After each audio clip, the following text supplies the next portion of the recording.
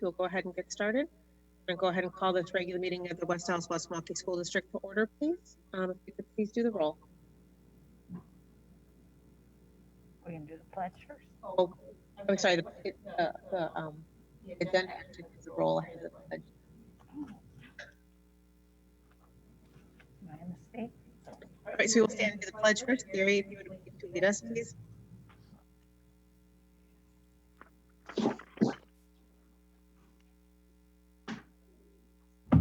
Pledge allegiance to the flag of the United States of America, to the republic for which it stands, one nation, under God, indivisible, liberty and justice for all.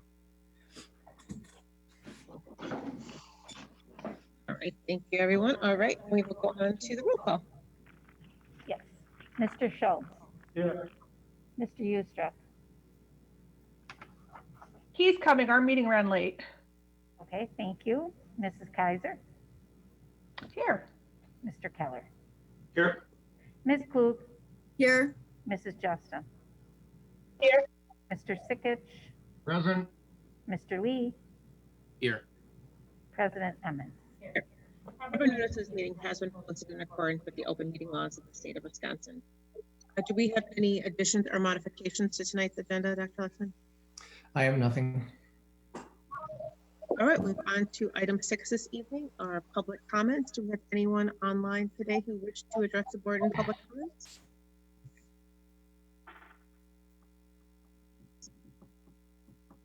Okay, 1 second, make sure we got everybody.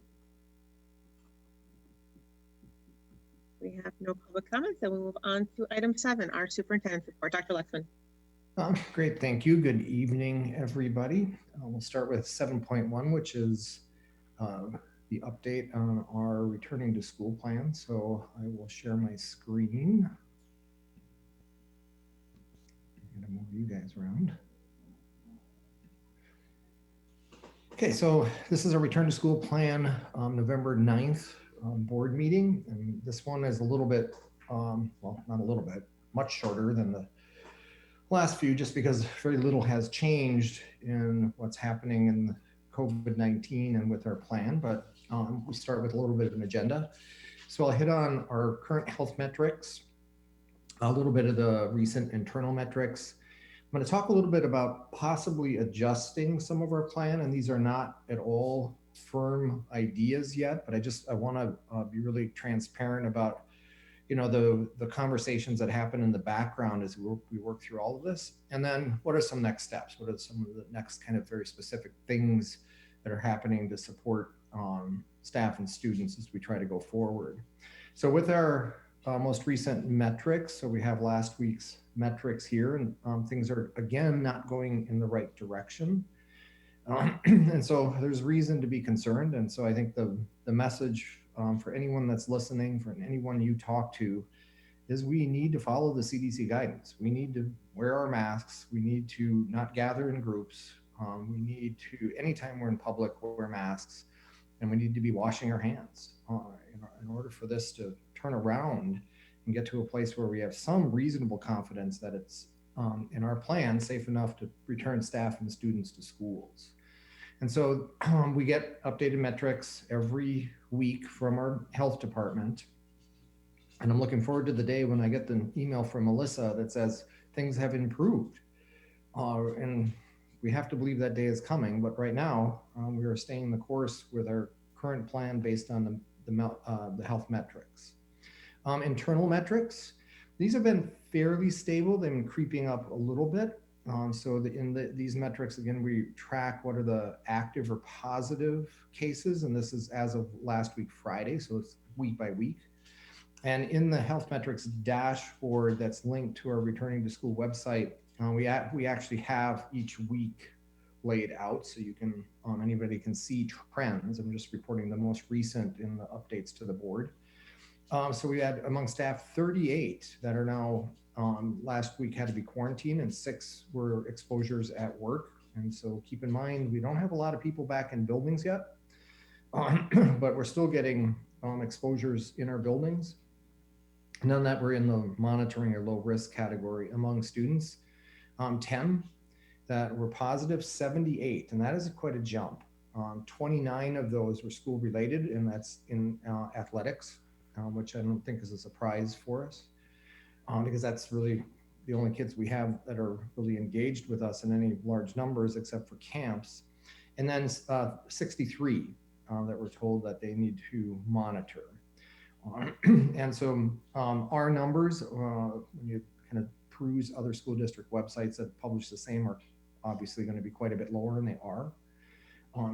But it gives us a sense of kind of what we're going to have to respond to. And I'll talk about a little bit as these numbers creep up. There's a workload that's already we're starting to experience, and we're going to do some adjusting to make sure that we can adapt to the expectations around contact tracing and communicating. So what I said when I started here, we're just having some internal conversations around some groups of kids that the longer this goes on, the more concern we're going to have around their experiences or lack of experiences in school buildings. And in particular, our conversations focus on 4-year-olds, 5-year-olds, students have just started 6th grade and 9th grade. And the reason that those get to be really important for us is that there are routines and norms and the culture of schools that get established in face-to-face instruction that these groups of kids are now missing for an extended period of time. And if you think about for 4-year-olds and 5-year-olds, and remember, we have lots of 5-year-olds that join us for the first time in 5K. And so a couple examples that I'm using just to help people think about this is the very simple things of getting in line with 20 other kids, taking turns in large groups, sitting the crisscross applesauce on the carpet. And all of those things take practice and take hours for teachers to get littles used to those kinds of routines. And in terms of 6th and 9th graders, so it really is helping 6th graders embrace the norms and cultures of middle school and 9th graders of high school, right? So that their experience right now of middle and high school is very different than what it will be when we're able to return students to buildings. So if our metrics continue to go on as they are, we may reconvene our returning to school task force and have this more detailed conversation to get some input and feedback there, and possibly bring back something to the board that might start to return these students in much smaller groups than we imagined for a phase 2. So if you think about phase 2 and phase 3, it would essentially bring half of all students back 2 days a week, or half of the students that chose some form of face-to-face. So there'll still be a group that are all virtual, but this would allow us to introduce an even kind of smaller step that, again, trying to be consistent in what's reasonable, what's thoughtful, what's balanced. And so our approach has been take small steps. So this idea of maybe bringing 4K, 5K back is a small step for a couple days a week, just to begin that process of the routines and the norms of school, and potentially something similar with 6th and 9s. So again, like I said, this is not a firm plan. The metrics maybe start to improve and we're surprised and we start moving towards phase 2 and we don't need to do this kind of adjustment. But again, I think it's important for me to be really open about all the conversations that are happening related to our efforts to get kids back into buildings. And so last slide, I said this one would be shorter. So some of the next steps, we are adding nursing hours and a secretary position to support school nurses, contact tracing, and communication. Just like I said in my beginning, or sorry, on the internal health metrics slide, the increase, especially among students, as there's more students engaged, just requires more hours. And so we've taken a half-time nurse position and made it full-time. That comes with not only the increase of salary, but also now a full benefits package. And we're adding a full-time secretary to support the school nurses. And what we're doing with that hiring is we're anticipating that we'll have some secretary retirements this year. So we're also looking for a skill set of somebody that could then become a school secretary. And so we know it's not a permanent position in our budget, but it's one that we need right now. And the nurses have already made it really clear, just like our health departments get overwhelmed with the workload that comes, and there'll be much more if we hit a phase 2, where we're having thousands of kids coming back a couple of days a week. Then just like I said, we're looking at, plans that might adjust to meet the needs of students in these transition grades. We're continuing to learn and adapt. And I think that's got to be part of how we go forward. But we're remaining focused on staff and student safety, right? That was the first priority we established when we set forth the planning process way back in the early summer. One of the things that this is really more a recognition and shout out of appreciation, this fourth bullet here, but just, our EAs and our health room aides are continuing to be really flexible, and we have to kind of move them around where the needs are right now. And whether that's been in preparing schools for phase 2 or right now, really to help cover recreation camps. Because we've gone over the weekend, we have a number of staff from our rec camps that are now quarantined. And so I just want to really, let our EAs know how much we appreciate them. And we're working on some additional potential PPE for them. Should we have them working in N95 masks, if we can get our hands on those. So some of those are steps under consideration. So maybe we reduce the need for quarantine. But again, it really is just a note of appreciation. And then one thing that will take place, that is a firm step, is a 4K orientation. So inviting students in again, we did this earlier, but just a little step in the process to invite students in to do a check-in and connect, see their school, walk in the halls a little bit, get to see their teacher. Again, we call it, just a check-in and connect. So that will take place during Q2. And then we'll see, kind of like I said earlier, where we go next with especially our 4-year-olds and 5-year-olds. So before I go on in the agenda, what I've been doing is we'll just take a pause here to see if there are any questions from board members.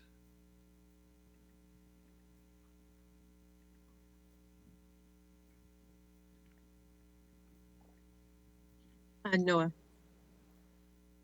Dr. Lexman, are there any plans in place or any guidelines in place with seeing such a large increase in the number of students that have been exposed recently during sporting events or practices or whatever it might be, sporting related activities?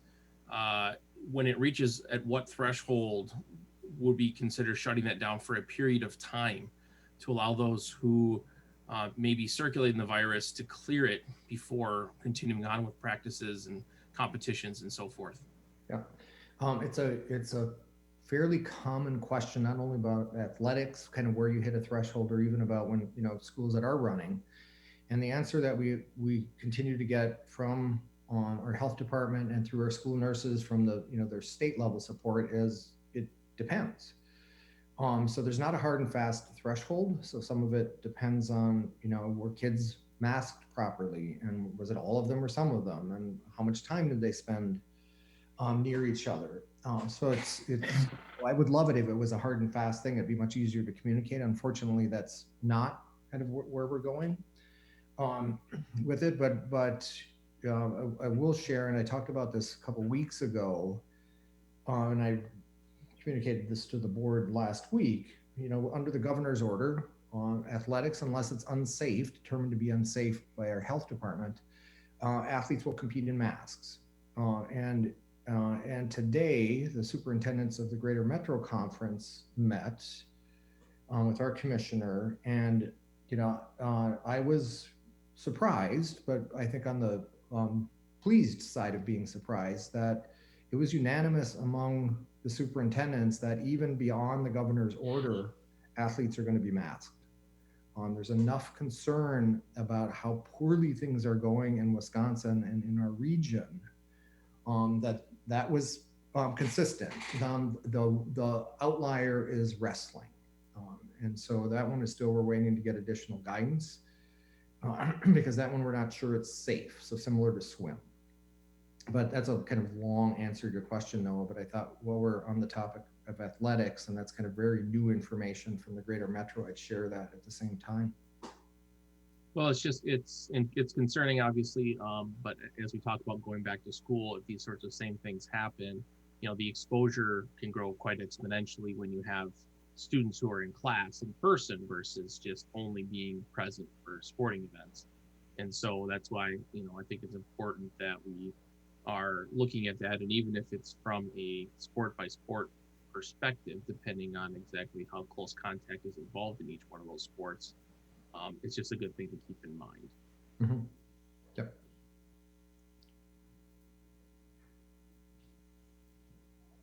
Other board members? Right. Okay, Marty.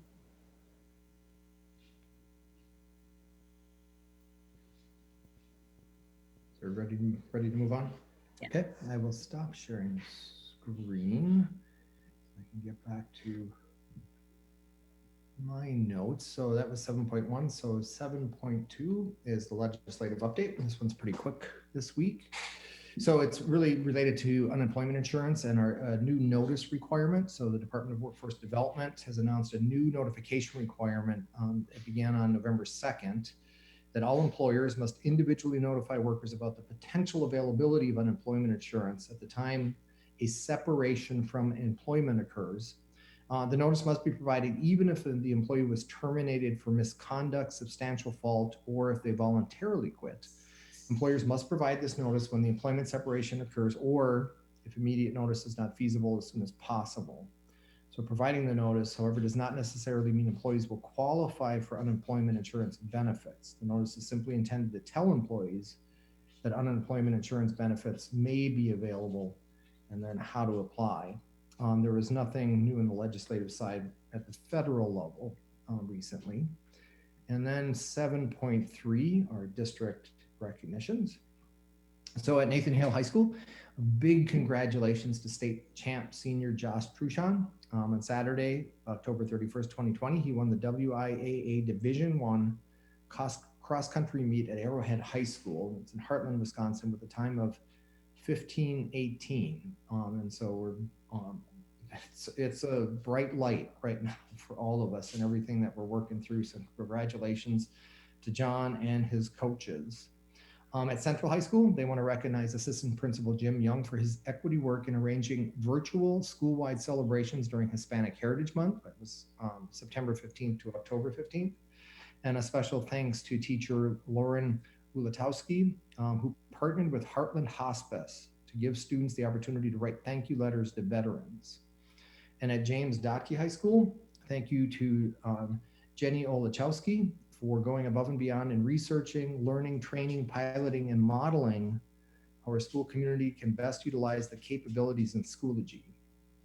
In Recreation and Community Services Department, they'd like to recognize Amanda Schwittenberg for her leadership in running a safe and very successful Halloween Treats and Treasures event. The event served over 200 children as a safe alternative to traditional trick-or-treat, and it was fully funded by donations, sponsors, local businesses, and organizations. So big thank you to Amanda and to all the folks in our communities that are supporting that. And then in leadership and learning, I'd like to thank Rob Techmeyer for his work at West Milwaukee Intermediate this year so far. Rob is actually a teacher at Dodkey, but he is filling in as the innovation coach at West right now. And he's done an excellent job of adapting to a new role and helping all teachers embed the deeper learning competencies as the foundation of our work in classrooms. I'd also like to thank Lindsay Nolder for her work to connect our learners to our greater community and world. She recently turned her letter writing unit into learning how to send professional email. Students sent the email to outside agencies of their choice. One student contacted Representative David Bowen about gun violence, and he responded and planned a Zoom meeting with the student to follow up. So our learners are being connected to our greater community, and these are really powerful parts of our deeper learning work. You know, I know David personally. We worked together many years ago on a number of efforts in MPS. So I did, on behalf of everybody, also just shoot him a personal thank you. So it's pretty cool. You know, a kid in one of our middle schools reaches out to a state representative and gets a Zoom meeting set up. And then lastly, Courtney Bell, our World Languages Curricular Lead, was recently invited to speak at the Wisconsin Association for Language Teachers, the statewide conference. She did an excellent job of sharing the importance of language acquisition and global perspective in authentic student-centered ways. She did a great job of representing our district. So thank you and congratulations to Courtney. And then in 7.4, just some quick Hey, Dr. Lexman? Yes. It's Josh Trushan won state for cross country, not John. I heard you say John. Sorry, then it must have come through. It's Josh in the notes and in the what's posted for the board. So if it sounded like John, I apologize, because yeah, it's Josh. So good. I don't want to get that one wrong because that's important. So I appreciate that. Thanks, Bill. A couple updates. So there were no public comments at our October 26th meeting, so nothing to follow up there. Last week we had our fall break, and I hope everybody, took the opportunity in the calendar to just decompress a little bit. The weather certainly cooperated. And so we also had our first professional development day for teachers, but this year these are really all being used as work and planning days for teachers. We did that intentionally given just the different year we're having. So there may be, a staff meeting that a principal will facilitate, but that should be just a regular short meeting, and the rest of the day is really work and planning time for our teachers. And then on a bigger note of something that we've been working on in Deidre's team in leadership and learning, and now I'm doing something similar.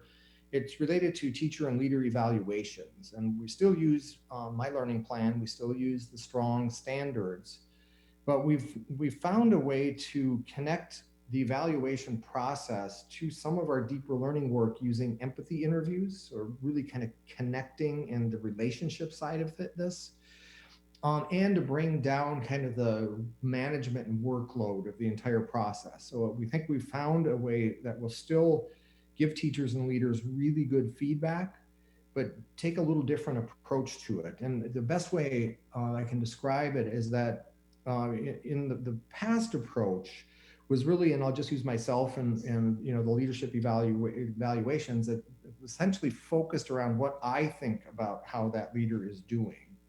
And by using empathy interviews and a couple questions that really are relational based, it shifts to how the employee sees themselves or how the leader sees him or herself doing. And then it opens up the conversation about, okay, what supports do you need for you to be able to achieve the goals that you've set as a leader? And so it really starts with questions like, what's been working really well for you so far this year? And we talk about that, and we talk about, so what's such a struggle that you faced so far this year? And then how did you work through that? And then we ask leaders to then identify at least one strength and one area for growth in each of the leadership standards. And in the past, there would have been multiple areas where we talk about growth and setting goals. So we've really refined this. We're still focused on the leadership standards, but try to really be more efficient in the way we're using the time, and then also have it be tied to the kind of the relationship building, the sense of belonging that we focus on with kids through deeper learning, and use that through the empathy interview process as part of the way we're giving feedback to teachers and leaders. I will say that it's been well received. We did get an email from one of our new principals that shared just tidbits from some of the empathy interviews that were taking place. And so here's some of what he noted that teachers had shared with him about, how things are going in virtual learning. I think it's interesting and a little eye-opening for me. So virtual has allowed me to make deeper relationships with the kids because of private chat and breakout rooms, providing a level of safety not available in a normal classroom. And that's fascinating to me. Virtual has allowed me to grow in the areas of formative assessment and using that to drive instruction because of the challenges with engagement and communication on Zoom. Virtual has allowed me to learn how to collaborate in a way that I never have before because of the lack of social interaction can be supplemented by Zoom collaboration sessions. And that has made me a much better social studies teacher. So that's really a reflection on engagement with colleagues. And so I think part of what we're trying to do through all of this, and I think George Kuros and our work with him has definitely helped us focus on that, is there are opportunities in this that we need to make sure we're paying attention to that might improve our work going forward. And I think some of what we're learning even through our little bit of a shift in evaluation is one of those moments. But there are some things that maybe are better this way, as odd as that may sound, and we're trying to capture those and see how do we integrate those back into when we return to school life as normal. And so that concludes the superintendent's report. Okay, thanks, Dr. Lexman. All right, we'll move on to item 8, our board president report, taking a look at the board calendar. Okay, so today is Monday, November 9th. Okay, with regular Board of Education meeting, and immediately following that, we do have a closed session. On Monday, November 16th, starting at 6 p.m., we have a financial stability and efficiency workshop on the community change and projections report. On Monday, November 23rd at 6 o'clock, we have a regular Board of Education meeting. On Monday, December 7th at 6, we have a regular Board of Education meeting, and immediately following a financial stability and efficiency workshop on our budget calendar. Feels like we just ended one budget cycle and going right back into the calendar again. And then on Monday, December 14th at 6 o'clock, we have a regular Board of Education meeting as well. And then board members, we are still trying to schedule that board workshop with Melissa Matarazzo from Studer. Will likely be either Monday, November 30th or Monday, December 21st.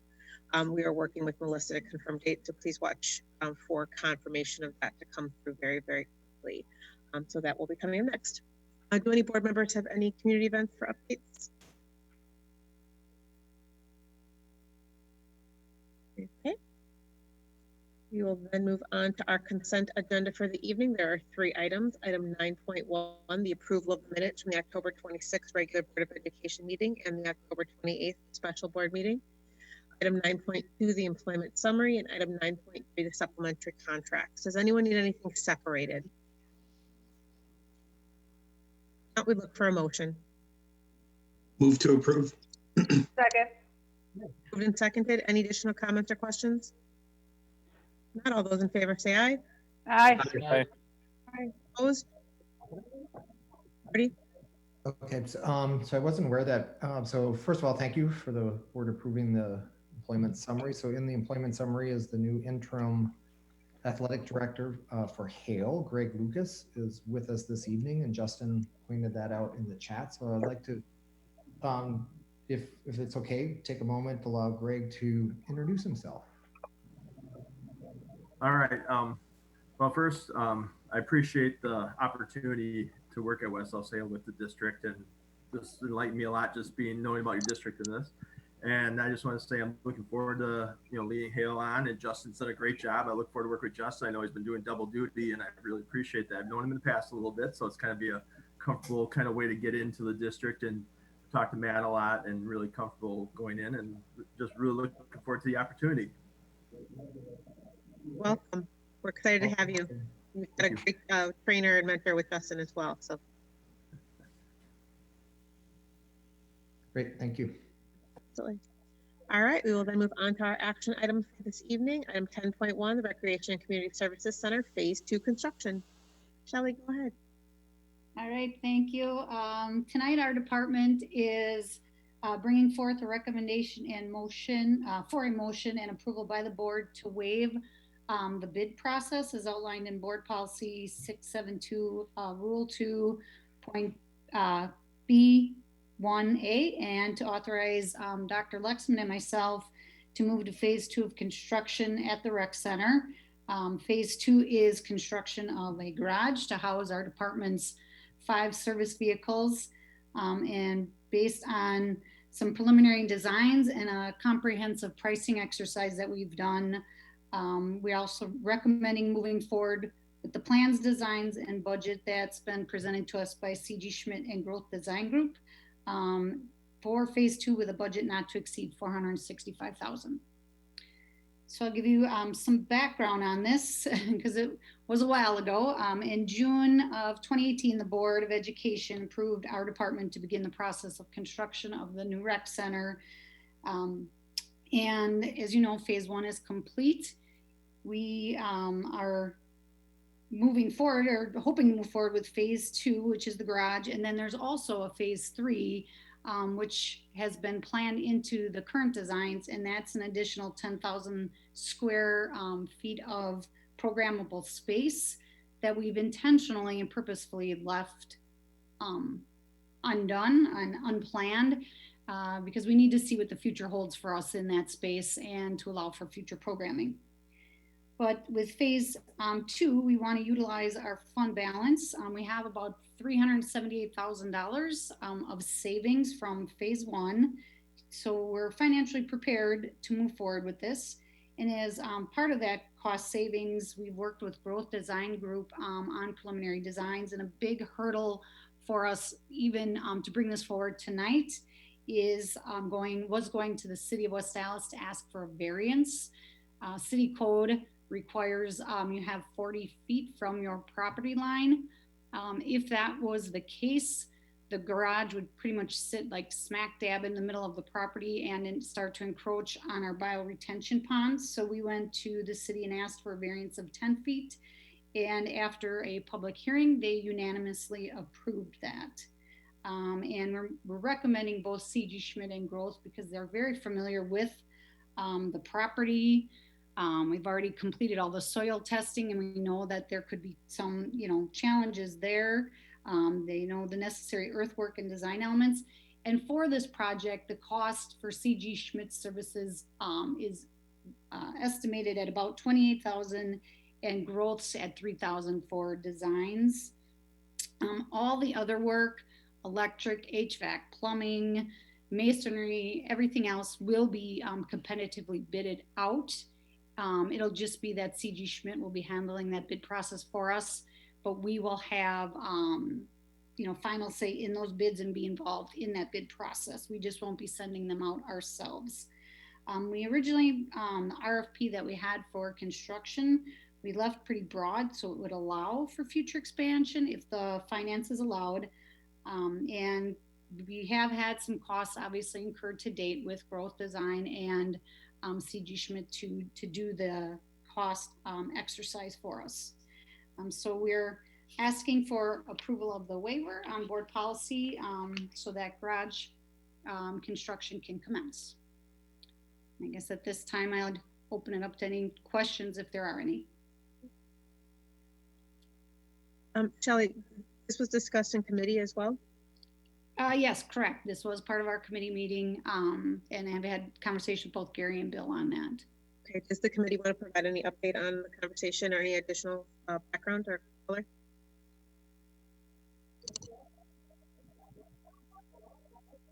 I do not. I'm okay with it. Great, thank you. Any board member, Kristen, go ahead.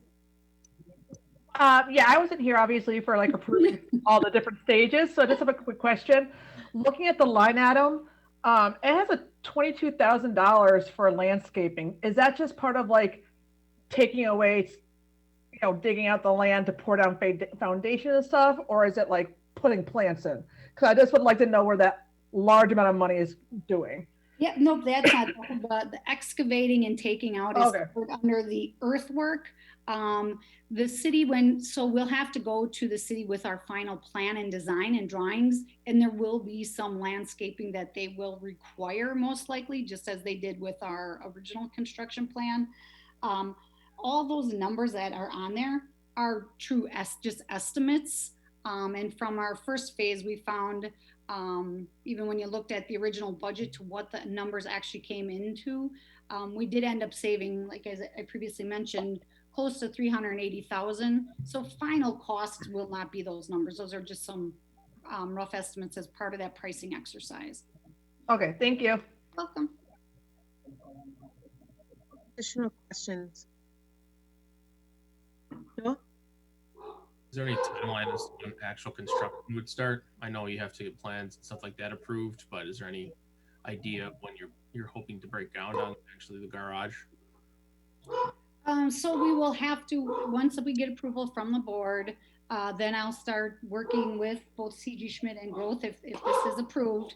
And then we'll start the permanent process with the city. So we would, like to get it going before winter, and you'll notice there's even a line item on there for winter conditions. So someone's just as the timing of it. Ideally, we'd like to get going sooner than later, but there will probably be at least a 6 to 8 week process before we could even break ground on this. And then how long is it expected to take to build? We haven't got that far yet. Once we get the approval to move forward, they will put together a timeline for us that includes, it's similar to our original construction project. They put a timeline together with, the permit process, bid process, all of that. Okay, thank you. Any other questions? Kelly, will they be doing a time-lapse video again, like they did with the building? 'Cause that was a nice piece to have, the public and to have that record as well. So maybe that has to be written into the agreement as well if we move forward. Yeah, we most certainly can do that. And just so the board is aware, we have one more final round of photos for the current center, because now we have a lot of the interior signage and things like that done. So once that is all complete, we'll get the full video and picture package from Growth Design Group. Great.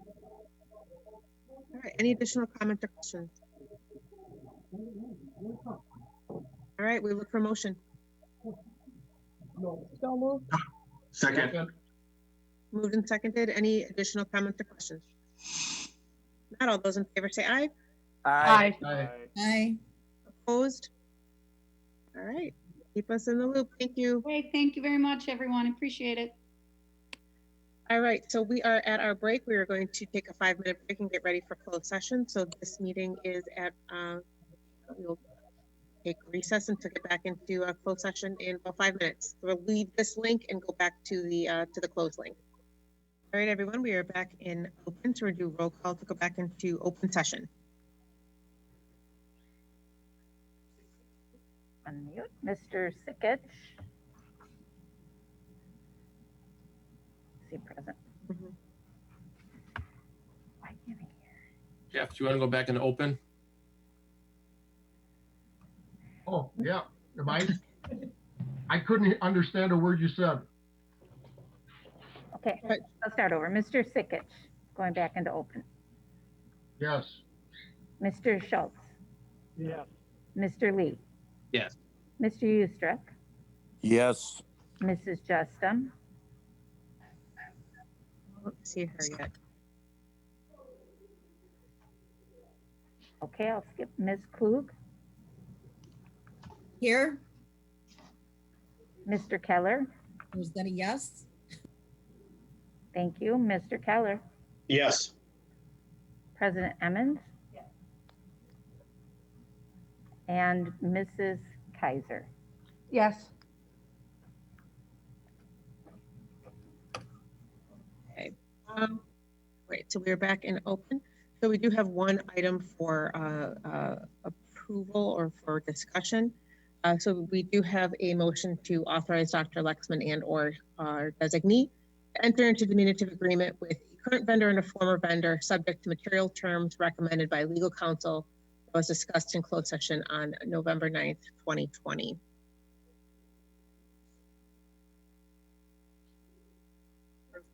Move to approve? Second? Moved and Second. seconded. Yep. Any additional comments or questions? We will do a roll call vote on this, please. Mrs. Kaiser. Yes. Mr. Lee. Yes. Mrs. Justin.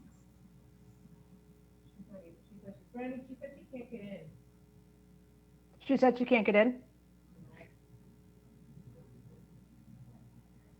Ms. Klug. Yes, Mr. Sickett. Yes. Mr. Eustruck. Yes. Mr. Keller. Yes. Mr. Schultz. Yeah. President Emmons. Yes. All right, that is what we have on the open today. We will then look for a motion to adjourn. so moved. Second? All those in favor say aye. Aye. Opposed? All right, thank you, everybody. Have a wonderful evening. Stay safe. Take care of yourself.